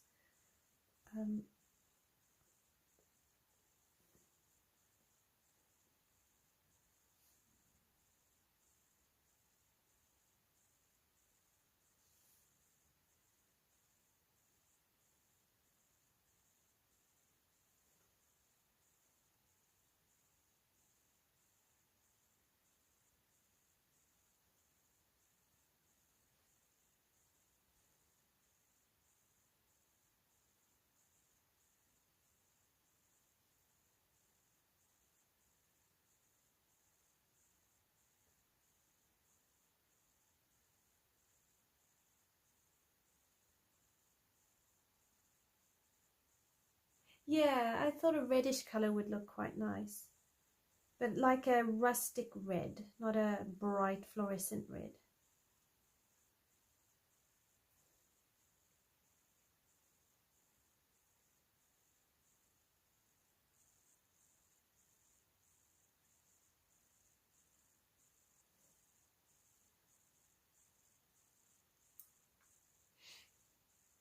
Because then what we could do, reddish staircase, red door here, red windowsills, bluish type, or we could do a very dark greeny gray tiles, and then I get lost with her and the rest of these leaves, so some parts will have to evolve as we go along. But I think as long as we stick to the palette, the color palette, will be okay.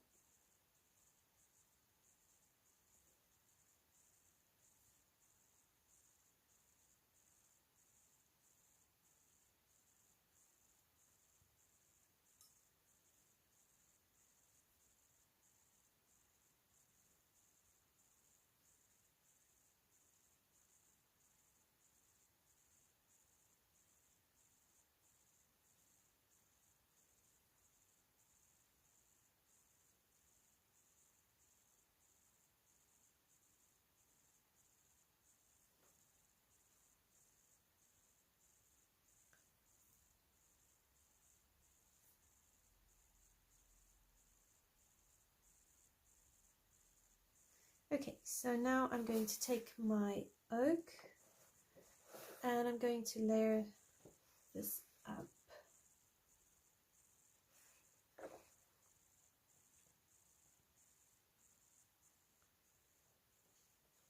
So I go over this with my oak because I want to deepen it,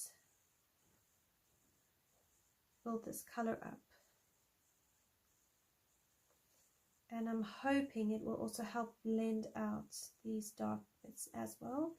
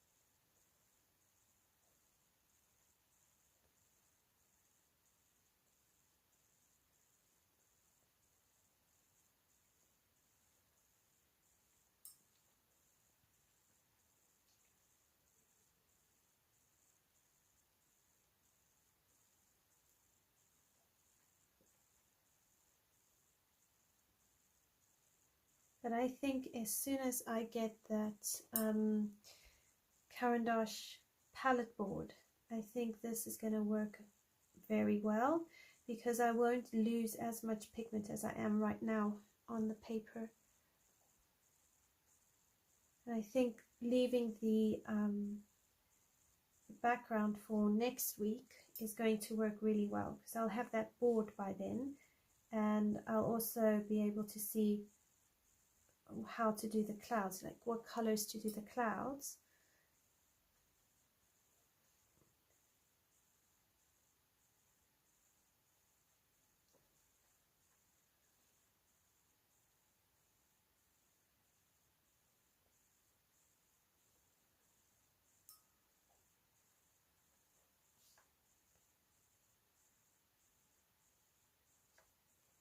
All right, my paper is starting to warp as it's drying, but that's okay. We can always, oh yes, that is true. I had forgotten you could use a plate. I think the last time I used Neocolors, I used a Tupperware lid.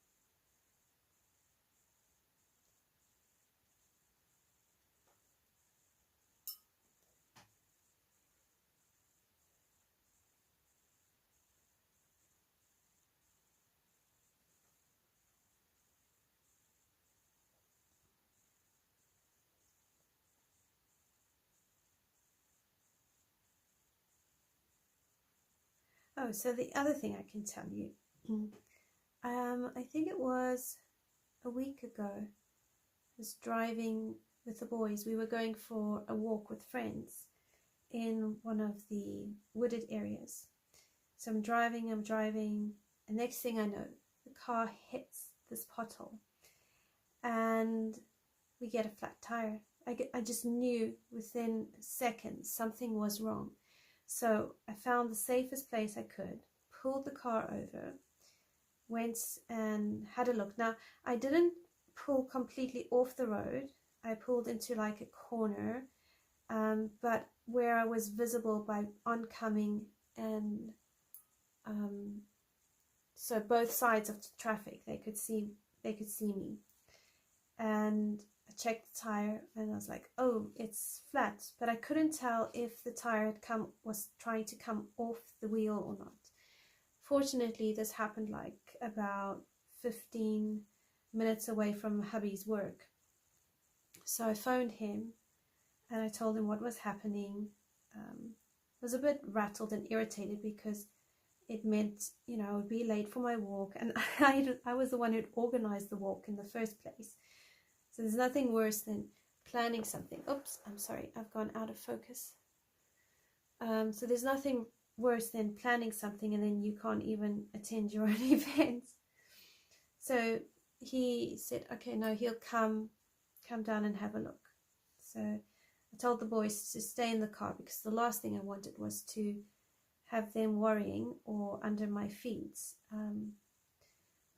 So we waited. The lady came past. She was walking her dog. She checked in like, are you okay? I'm like, no, it's fine. It's just got a flat tire.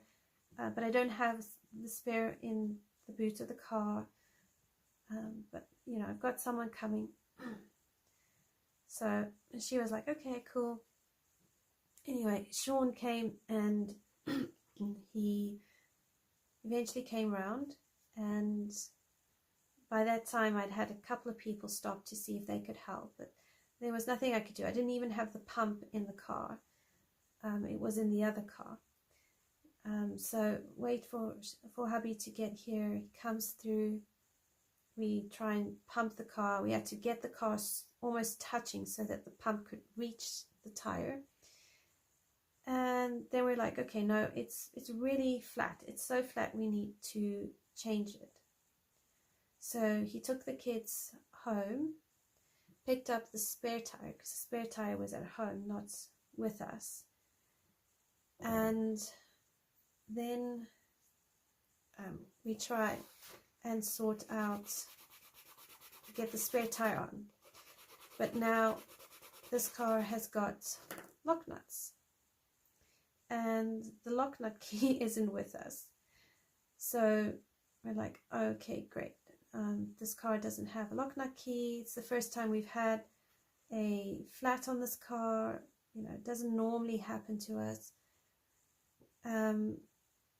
Like, okay, what are we gonna do? So I ended up having to drive the car back towards where we stay. Oh, I need to bring you down again.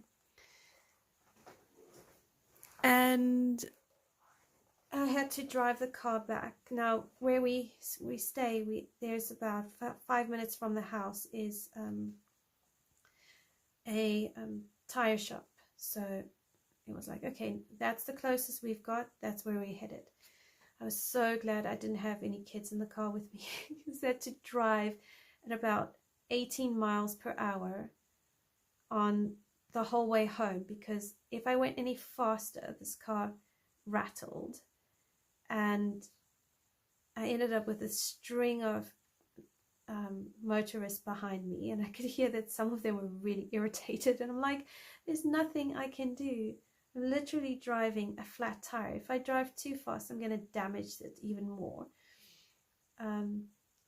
Get there, get sorted out.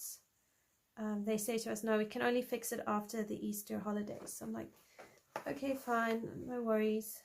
I gave them hubby's number, so if they needed more information, he could help, because I don't know all the stuff about cars. I just like to get in and drive.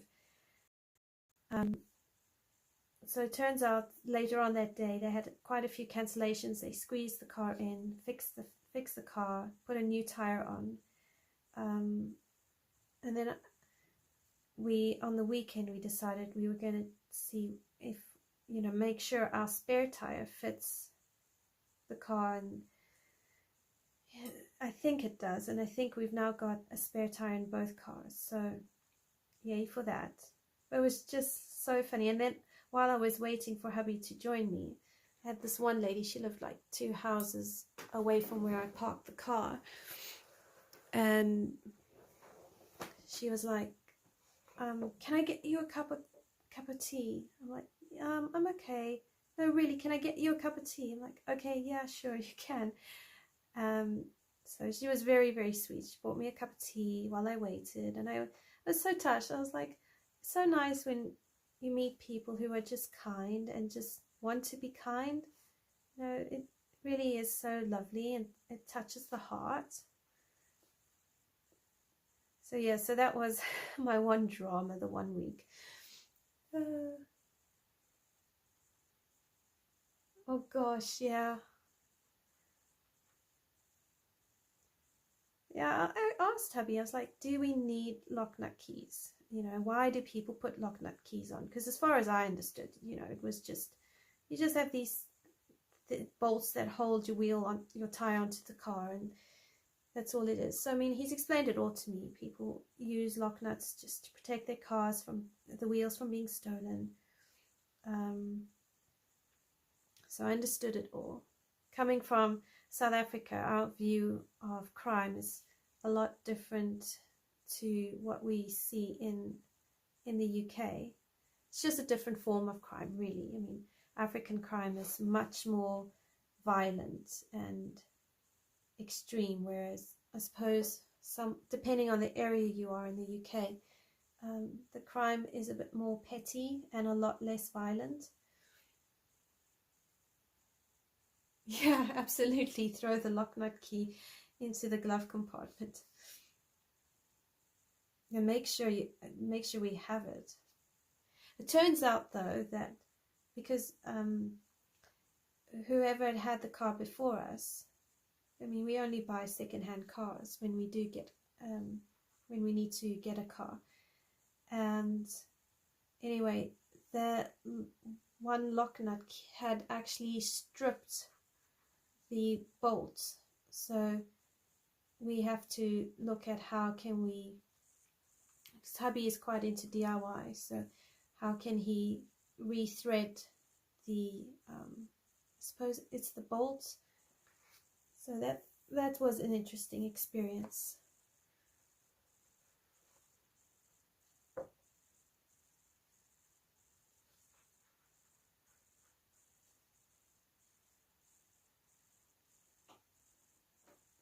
Alright, so we've done a second coat of oak on our tree,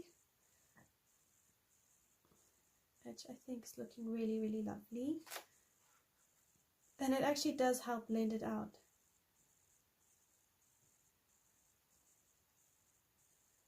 So I think I'm going to do another layer of basic green, so the light green over my tree leaves.